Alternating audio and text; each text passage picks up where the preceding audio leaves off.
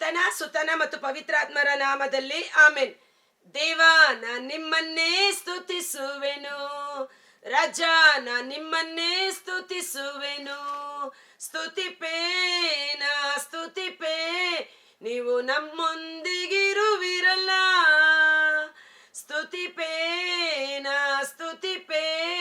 ನೀವು ನಮ್ಮೊಂದಿಗಿರುವಿರಲ್ಲ. ಪ್ರಭು ಕ್ರಿಸ್ತರಲ್ಲಿ ಆತ್ಮೀಯ ಸಹೋದರ ಸಹೋದರಿಯರೇ, ಈ ದಿನದ ಮುಂಜಾನೆಯ ಜೀವ ಸ್ವರ ಕೀರ್ತನೆಗಳು 34. ಪ್ರಭುವಿನ ಅಭಿಮಾನ, ಪ್ರಭುವಿನಲ್ಲಿ ನನ್ನ ಅಭಿಮಾನ, ಪ್ರಭುವಿನಲ್ಲಿ ನನ್ನ ಒಲವು ಅನ್ನುವ ರೀತಿಯಲ್ಲಿ ಪ್ರಭುವನ್ನು ನಾ ಕೊಂಡಾಡುವೆ ಎಲ್ಲಾ ಕಾಲದೊಳು, ಆತನ ಸ್ತುತಿ ಇಹುದು ಸದಾ ನನ್ನ ಬಾಯಿಯೋಳು. ಇದು ಬಹಳ ನಮಗೆ ಅತ್ಯವಶ್ಯಕವಾದಂತ ವಾಕ್ಯ. ಇವತ್ತು ನಮ್ಮ ನಾಲಿಗೆ ಯಾವ ಮಾತುಗಳಿಂದ ತುಂಬಿದೆ? ಜೀವ ಮತ್ತು ಮರಣ ನಿಮ್ಮ ನಾಲಿಗೆಯಲ್ಲಿದೆ. ನೀವು ಜೀವವನ್ನು ಮಾತನಾಡಿದರೆ ವಚನ ಪ್ರಿಯರು, ಮಾತನಾಡಿದ್ದನ್ನ ಅವರು ಅನುಭವಿಸುವರು. ಇವತ್ತು ನಮ್ಮ ನಾಲಿಗೆ ಶಾಪದ ಮಾತುಗಳನ್ನು ಆಡುತ್ತಿದೆಯೋ, ಚಾಡಿ ಮಾತುಗಳು, ವ್ಯಂಗ್ಯವಾದ ಮಾತುಗಳು, ಡಬಲ್ ಮೀನಿಂಗ್ ಟಾಕ್ಸ್, ಈ ರೀತಿ ತುಚ್ಛವಾದ ಸಂಭಾಷಣೆಗೆ ನಮ್ಮ ನಾಲಿಗೆಯನ್ನು ಒಪ್ಪಿಸಿಕೊಟ್ಟಿದ್ದೆ. ಆದರೆ ಈ ಮುಂಜಾನೆ ವೇಳೆ ಮತ್ತೊಂದು ಆವರ್ತಿ ಪ್ರಭು ಯೇಸುವಿನ ಬಳಿ ಕ್ಷಮೆಯನ್ನು ಕೇಳೋಣ. ಯೇಸುವೆ, ನಿಮ್ಮ ಕಲ್ವಾರಿ ರಕ್ತದಿಂದ ವಿಶೇಷವಾಗಿ ನನ್ನ ನಾಲಿಗೆಯನ್ನು ತೊಳೆದು ಶುದ್ಧೀಕರಿಸಿರಿ. ನಾಲಿಗೆ ಇಡೀ ಶರೀರವನ್ನ ನಿಯಂತ್ರಿಸುವಂತದ್ದಾಗಿದೆ ಅಂತ. ಹೇಗೆ ಒಂದು ಬೆಂಕಿಯ ಕಿಚ್ಚು ಇಡೀ ಕಾಡನ್ನೇ ಸುಡುತ್ತದೋ, ಈ ನಾಲಿಗೆ ಇಡೀ ದೇಹವನ್ನೇ ಸುಟ್ಟು ಹಾಕಿ ಬಿಡುತ್ತದೆ, ಒಂದು ಕುಟುಂಬವನ್ನೇ ಸುಟ್ಟು ಹಾಕಿ ಬಿಡುತ್ತದೆ. ಅದೇ ಕೆಟ್ಟ ನಾಲಿಗೆ ದೇವರ ಅಭಿಷೇಕದಲ್ಲಿ ತುಂಬಿಸಲ್ಪಟ್ಟರೆ ಒಂದು ಕುಟುಂಬವನ್ನೇ ರಕ್ಷಣೆ ಮಾಡುತ್ತದೆ, ಒಂದು ದೇಹವನ್ನೇ ಸುಕ್ಷೇಮದಲ್ಲಿ ಮುನ್ನಡೆಸುತ್ತದೆ. ಇದೇ ನಾಲಿಗೆಗಿರುವ ವ್ಯತ್ಯಾಸ. ಇಲ್ಲಿ ದಾವೀದ ಅರಸ ಹೇಳ್ತಾರೆ, ನಿನ್ನ ಸ್ತುತಿ ಇರುವುದು ಸದಾ ನನ್ನ ಬಾಯಿಯಲ್ಲಿ. ದಾವೀದ ಆ ಸ್ತುತಿಗೆ ಬಹಳ ಒಂದು ಕನೆಕ್ಟೆಡ್ ಆದಂತ ವ್ಯಕ್ತಿ. ಅವನು ಕುರಿ ಮೇಯಿಸುವ ಸಮಯದಲ್ಲಿ ಆಗಿರಬಹುದು, ಯುದ್ಧಕ್ಕೆ ಹೋಗುವುದಕ್ಕೆ ಮೊದಲು ಆತ ರಾಜನಾಗಿ ಅನೇಕ ಜವಾಬ್ದಾರಿಗಳನ್ನು ಹೊತ್ತುಕೊಂಡಿದ್ದರೂ ಸಹ ದೇವರನ್ನು ಸದಾಕಾಲ ಸ್ತುತಿ ಮಾಡುವುದಕ್ಕಾಗಿ ಒಂದು ಗುಂಪನ್ನು ನೇಮಕ ಮಾಡಿದಂಥದ್ದು. ಯಾಕಂದ್ರೆ ಆತನಿಗೆ ಗೊತ್ತು ಸ್ತುತಿಯ ಮಹತ್ವ, ಸ್ತುತಿಯ ಶಕ್ತಿ. ಸೊ ನನ್ನ ಬಾಯಿಯಲ್ಲಿ ಸದಾ ದೇವರ ಸ್ತುತಿ ನೆಲೆಸಿರುತ್ತದೆ. ನಾನು ಆತನನ್ನೇ ಕೊಂಡಾಡುವೆನು. ಪ್ರಭುವಿನಲ್ಲಿದೆ ನನ್ನ ಮನದ ಅಭಿಮಾನ, ದೀನರಿದನ್ನು ಕೇಳಿ ಪಡೆಯಲಿ ಸುಮ್ಮಾನ. ಆತನ ಒಲವು, ಆತನ ಪ್ರೀತಿ, ಆತನು ಆಶ್ರಯಿಸಿಕೊಂಡಿರುವುದು ಪ್ರಭುವಿನ ಶಕ್ತಿಯನ್ನೇ. ನನಗೆ ಪೂರ್ಣ ಪ್ರೀತಿ ನನ್ನ ದೇವರಲ್ಲಿ. ಇದನ್ನ ಕೇಳಿ ದಲಿತರು ದೇವರನ್ನ ಆಶ್ರಯಿಸಿಕೊಳ್ಳಲಿ. ಬನ್ನಿ ಕೊಂಡಾಡುವ ಪ್ರಭು ದೇವನನ್ನು ನೋಡಿ. ಆತ ದೇವರನ್ನು ಸ್ತುತಿಸುವುದು ಮಾತ್ರವಲ್ಲ, ಎಲ್ಲರಿಗೆ ಆಹ್ವಾನ ಕೊಡುತ್ತಾನೆ. ಬನ್ನಿ ನಾವೆಲ್ಲರೂ ಒಟ್ಟಾಗಿ ಸೇರಿ ಕೊಂಡಾಡೋಣ, ದೇವರ ನಾಮವನ್ನು ಕೊಂಡಾಡೋಣ, ಘನಪಡಿಸೋಣ ಆತನ ಶ್ರೀನಾಮವನ್ನು. ಯಾಕಂದ್ರೆ ದೇವರ ನಾಮದ ಶಕ್ತಿ, ಸರ್ವೇಶ್ವರನ ನಾಮ, ನಾವು ಸ್ತುತಿಸುವ, ನಾವು ಅರಿಕೆ ಮಾಡುವ, ನಾವು ಕೂಗಿ ಕರೆಯುವ ಶ್ರೀ ಯೇಸು ನಾಮದ ಮಹತ್ವ ನಮಗೆ ತಿಳಿದಿರಬೇಕು. ಗೋಲಿಯಾತ ಯುದ್ಧ ಭೂಮಿಯಲ್ಲಿ ನಿಂತಿರುವಾಗ ದೊಡ್ಡ ದೊಡ್ಡ ಸೈನಿಕರು, ಘಟಾನುಘಟಿಗಳು, ಎಕ್ಸ್ಪೀರಿಯನ್ಸ್ಡ್, ವೆಲ್ ಆರ್ಮ್ಡ್, ಶಸ್ತ್ರಾಸ್ತ್ರ ಭರಿತವಾದ ಸೈನಿಕರು ಭಯಭೀತಿಯಿಂದ ಬಚ್ಚಿಟ್ಟುಕೊಂಡಿದ್ದಾರೆ, ಇನ್ಕ್ಲೂಡಿಂಗ್ ಸೌಲ ಮಹಾರಾಜ. ಆದರೆ ದಾವೀದ ಸಣ್ಣ ಬಾಲಕ, ಕುರಿ ಮೇಯಿಸುವ ಹುಡುಗನಾಗಿದ್ದರು. ಗೋಲಿಯಾತನಿಗೆ ಹೇಳುತ್ತಾನೆ, ಸರ್ವೇಶ್ವರನ ನಾಮದ ಶಕ್ತಿಯಲ್ಲಿ ನಾನು ನಿನ್ನನ್ನು ಎದುರಿಸಲು ಬರುತ್ತಿದ್ದೇನೆ ಎಂಬುದಾಗಿ. ಅವನಿಗಿದ್ದಂತ ಶ್ರೇಷ್ಠವಾದ ಆಯುಧ ಸರ್ವೇಶ್ವರನ ನಾಮ, ನನ್ನ ದೇವರು ನನ್ನೊಂದಿಗಿದ್ದಾರೆ ಎಂಬುದಾಗಿ. ಇವತ್ತು ಆಕಾಶದ ಕೆಳಗೆ, ಭೂಮಿಯ ಮೇಲೆ ಎಲ್ಲಾ ನಾಮಕ್ಕಿಂತಲೂ ಶ್ರೇಷ್ಠವಾದ ನಾಮ ಯೇಸುವಿನ ನಾಮ. ಯೇಸುವಿನ ನಾಮದಲ್ಲಿ ಪಾಪ ಕ್ಷಮೆ ಉಂಟು, ಯೇಸುವಿನ ನಾಮದಲ್ಲಿ ಬಿಡುಗಡೆ ಉಂಟು, ಯೇಸುವಿನ ನಾಮದಲ್ಲಿ ಸೌಖ್ಯ ಉಂಟು, ಯೇಸುವಿನ ನಾಮದಲ್ಲಿ ಆಶೀರ್ವಾದ ಉಂಟು. ಯೇಸು ಎಂಬ ನಾಮ ನಮಗೆ ನಿತ್ಯ ಜೀವವನ್ನು ತಂದುಕೊಟ್ಟಂತ ನಾಮ. ಆ ನಾಮವನ್ನ ಸ್ತುತಿಸಿ ನಾವು ಮಹಿಮೆ ಪಡಿಸಿ ಆರಾಧಿಸೋಣ, ಕೊಂಡಾಡೋಣ. ಬನ್ನಿ ನಾವು ಸಹ ದೇವರ ನಾಮವನ್ನ ಮಹಿಮೆ ಪಡಿಸೋಣ. ಬೇಡಿಕೊಳ್ಳಲು ಕೊಟ್ಟನಾತ ಸದುತ್ತರವನ್ನು, ಭಯಭೀತಿಯಿಂದ ನನ್ನನ್ನು ಮುಕ್ತನಾಗಿಸನು. ಕಾರಣ ಯಾವಾಗೆಲ್ಲ ದಾವೀದನಿಗೆ ವಿರುದ್ಧವಾಗಿ ಶತ್ರುಗಳು, ಸಂಕಷ್ಟಗಳು ಎದುರಾಗುತ್ತದೋ ಆತನು ಮಾಡುವ ಕೆಲಸ ದೇವರ ನಾಮವನ್ನು ಆಶ್ರಯಿಸಿಕೊಂಡು ಪ್ರಾರ್ಥಿಸಿದ. ಆತ ಪ್ರಾರ್ಥನೆ ಮಾಡುವಾಗಲೆಲ್ಲ ಎಲ್ಲ ಶತ್ರುಗಳ ಕುತಂತ್ರಗಳಿಂದ, ಎಲ್ಲ ಶತ್ರುಗಳ ದುರಾಲೋಚನೆಗಳಿಂದ, ಸಿಂಹಗಳ ಬಾಯಿಯಿಂದ, ಕುಕ್ಕುರಗಳಿಂದ ದೇವರು ಅವನನ್ನು ಸುರಕ್ಷಿತವಾಗಿ ಬಿಡುಗಡೆ ಮಾಡಿದರು. ಅದಕ್ಕಾಗಿ ಹೇಳ್ತಾನೆ, ನಾನು ನನ್ನ ದೇವರನ್ನು ಸ್ತುತಿಸುವೆನು, ಸದಾ ಕಾಲ ನನ್ನ ಬಾಯಿಯಲ್ಲಿ ದೇವರ ಸ್ತುತಿ ಇರುವುದು. ಎಫೆಸದವರಿಗೆ ಬರೆದ ಪತ್ರ 5ನೇ ಅಧ್ಯಾಯದಲ್ಲಿ ನಾವು ಈ ವಚನವನ್ನ ನೋಡ್ತೇವೆ. ಎಫೆಸದವರಿಗೆ ಬರೆದ ಪತ್ರ 5ನೇ ಅಧ್ಯಾಯ 3, ನೀವು ದೇವ ಜನರಾಗಿರುವುದರಿಂದ ನಿಮ್ಮಲ್ಲಿ ಲೈಂಗಿಕ ಪಾಪವಾಗಲಿ, ಅಶುದ್ಧ ಕೃತ್ಯಗಳಾಗಲಿ, ದುರಾಶೆಯಾಗಲಿ ಇರಬಾರದು. ಇಂಥ ಸುದ್ದಿಗೂ ನೀವು ಅವಕಾಶ ಮಾಡಬಾರದು. ಹೊಲಸು ಮಾತುಗಳು, ಹೊಲಸು ಮಾತುಗಳು, ಬರಡು ನುಡಿಗಳು, ಕುಚೋದ್ಯ ಪದಗಳು ಯಾವುವೂ ನಿಮಗೆ ತರವಲ್ಲ.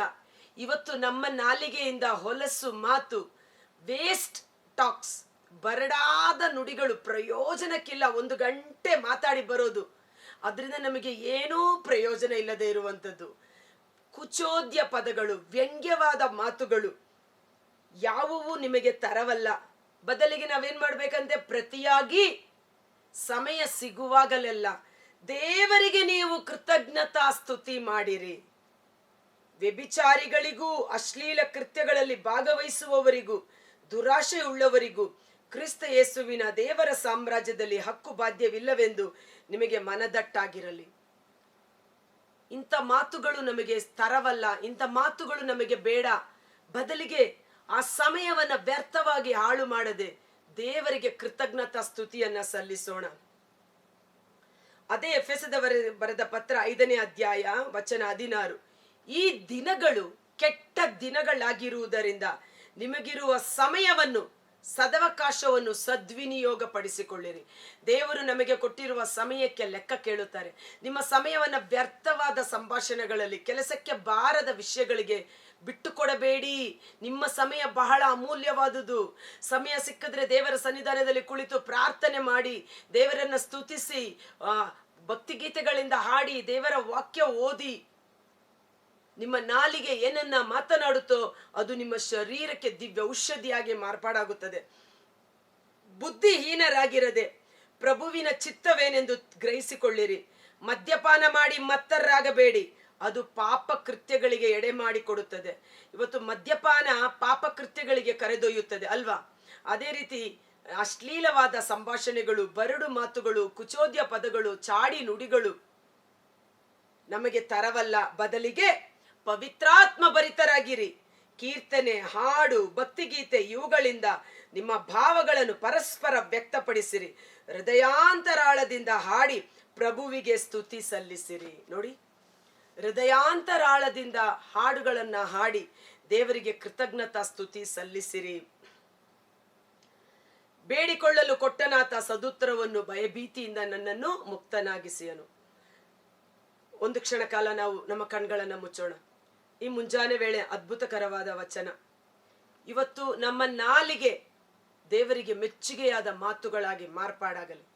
ಯೆರೆಮೀಯ 15 ವಚನ 16 ಮತ್ತು 19ರಲ್ಲಿ ನಾವು ನೋಡ್ತೇವೆ, ತುಚ್ಛವಾದುದನ್ನು ಬಿಟ್ಟು, ಹೊಲಸು ಮಾತುಗಳನ್ನ ಬಿಟ್ಟು ನೀನು ದೇವರಿಗೆ ಅಭಿಮುಖನಾದರೆ ಉತ್ತಮವಾದ ಮಾತುಗಳನ್ನಾಡುವಂತೆ ನಿನ್ನ ನಾಲಿಗೆಯನ್ನು ನಾನು ಆಶೀರ್ವದಿಸುತ್ತೇನೆ. ಅದು ದೇವರ ಬಾಯಿಯಾಗಿ ಮಾರ್ಪಾಡಾಗುವುದು. ಎಂತ ಆಶೀರ್ವಾದ ನೋಡಿ. ಅದಕ್ಕೆ ದಾವೀದ ಅರಸ ಯಾವಾಗ್ಲೂ ದೇವರನ್ನ ಸ್ತುತಿ ಮಾಡ್ತಾ ಇದ್ದ. ಆ ವಾಕ್ಯ ಓದುವ. ಪ್ರವಾದಿ ಯೆರೆಮೀಯನ ಗ್ರಂಥ 15ನೇ ಅಧ್ಯಾಯ ವಚನ 19. ನಿಮಗೆ ಸಿಕ್ತಾ? ಅದಕ್ಕೆ ಸರ್ವೇಶ್ವರ, ನೀನು ನನಗೆ ಅಭಿಮುಖನಾಗಿ ಹಿಂದಿರುಗಿ ಬಂದರೆ, ಅಭಿಮುಖ ಅಂದರೇನು? ಪಾಪಕ್ಕೆ ವಿಮುಖನಾಗಿ. ಈ ನಾಲಿಗೆ ಇನ್ನು ಮೇಲೆ ಕೆಟ್ಟ ಮಾತುಗಳನ್ನು ಆಡುವುದಿಲ್ಲ. ಸುಳ್ಳಾಡುವವನು ಸೈತಾನನ ಮಗ.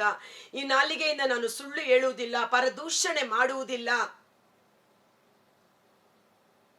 ಪಾಪಕ್ಕೆ ವಿಮುಖನಾಗಿ ನೀನು ದೇವರಿಗೆ ಅಭಿಮುಖನಾಗಿ ಬಂದರೆ ಮರಳಿ ನಿನ್ನನ್ನು ನನ್ನ ಸೇವೆಗೆ ಸೇರಿಸಿಕೊಳ್ಳುವೆನು. ತುಚ್ಛವಾದುದನ್ನು ತೊರೆದು ಅಮೂಲ್ಯವಾದುದನ್ನು ಉಚ್ಚರಿಸುವೆಯಾದರೆ ನೀನು ನನ್ನ ಬಾಯಿಯಂತಿರುವೆ. ಇವತ್ತು ನಿಮ್ಮ ಬಾಯಿ ದೇವರ ಬಾಯಿಯಾಗಿ ಮಾರ್ಪಾಡಾಗಬೇಕೇ? ತೀರ್ಮಾನ ಮಾಡಿ, ದೇವಾ ನನ್ನ ಬಾಯಿಯನ್ನು ಶುದ್ಧೀಕರಿಸು, ನನ್ನ ಬಾಯಿಯನ್ನು ಪವಿತ್ರೀಕರಿಸು, ನನ್ನ ನಾಲಿಗೆಯ ಮಾತುಗಳನ್ನು ಆಶೀರ್ವದಿಸು. ನೀನು ನನ್ನ ಬಾಯಿಯಂತಿರುವೆ, ಜನರು ನಿನ್ನ ಕಡೆಗೆ ತಿರುಗಿಕೊಳ್ಳುವರು, ನೀನು ಅವರ ಕಡೆಗೆ ತಿರುಗದಿರುವೆ. ಕರ್ತನಾದ ಯೇಸುವೇ, ಮುಂಜಾನೆ ಜೀವಸ್ವರವನ್ನು ಆಲಿಸುತ್ತಿರುವ ಪ್ರತಿಯೊಬ್ಬ ಸಹೋದರ ಸಹೋದರಿಯರು, ಅವರ ಕುಟುಂಬಗಳನ್ನು ನಿಮ್ಮ ಕರಗಳಿಗೆ ಸಮರ್ಪಿಸುತ್ತೇನೆ. ದಾವೀದ ಅರಸನು ಎಡೆಬಿಡದೆ ಸತತವಾಗಿ ದೇವರನ್ನ ಸ್ತುತಿ ಮಾಡುತ್ತಿದ್ದನು.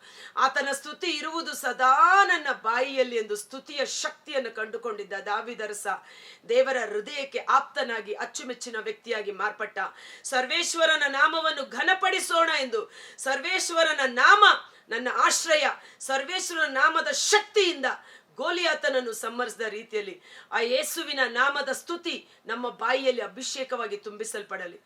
ಯೇಸುವೇ, ನಿಮ್ಮ ರಕ್ತದಿಂದ ನನ್ನ ಬಾಯಿಯನ್ನು, ನನ್ನ ನಾಲಿಗೆಯ ಮಾತುಗಳನ್ನು ಶುದ್ಧೀಕರಿಸಿ, ಯೆಶಾಯನ ನಾಲಿಗೆಯನ್ನು ಆ ಬೆಂಕಿಯ ಕೆಂಡ ತುಟಿಗೆ ತಾಕಿಸಿ ಅವನ ದೋಷ ಪರಿಹರಿಸಿ ನನ್ನನ್ನು ಕಳುಹಿಸಿ ಎಂದು ದೇವರ ಪ್ರವಾದನೆಯಾಗಿ ದೇವರ ಸುವಾರ್ತೆಯನ್ನು ಸಾರಲು ಅಭಿಷೇಕಿಸಲ್ಪಟ್ಟಂತೆ ಪರಿಶುದ್ಧಾತ್ಮರ ಬೆಂಕಿ, ಪವಿತ್ರ ಅಗ್ನಿ ನಮ್ಮ ನಾಲಿಗೆಯನ್ನು ಸುಟ್ಟು ಶುದ್ಧೀಕರಿಸಲಿ. ತುಚ್ಛವಾದುದನ್ನು ಬಿಟ್ಟು ಅಮೂಲ್ಯವಾದ ದೇವರ ವಾಕ್ಯವನ್ನು, ದೈವ ಸ್ತುತಿಯನ್ನು ಮಾಡುವಂತ ಅಭಿಷೇಕ ಪರಿಶುದ್ಧಾತ್ಮರು ನಮ್ಮ ನಾಲಿಗೆಯನ್ನು ಅಭಿಷೇಕಿಸಲಿ. ನೀನು ದೇವರ ಬಾಯಿಯಾಗಿ ಮಾರ್ಪಾಡಾಗು ಎಂಬ ಅಭಿಷೇಕ ನಮ್ಮಲ್ಲಿ ಇಳಿದು ಬರಲಿ.